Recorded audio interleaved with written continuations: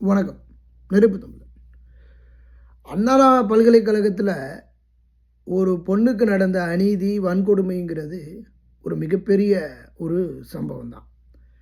இதை மாறி மாறி திமுக காரனும் அதிமுக காரனும் உன்னுடைய ஆட்சியில் பொள்ளாச்சியில் நடக்கலையா அப்படின்னு இவன் அவனை கேள்வி வைக்குவான். அவன் நீ என்ன நடக்குதுங்க, உன் ஆட்சியில் என்ன நடக்குது பார்த்தியா, உன் ஆட்சியில் வன்கொடுமை நடக்குது பார்த்தியா, உன் ஆட்சியில் பொம்பளை பிள்ளை என்னென்ன பண்ணுறான் பார்த்தியா. இவங்களுக்குள்ளே இப்படி மாறி மாறி பேசிக்கிட்டு இருக்கிறானுங்க.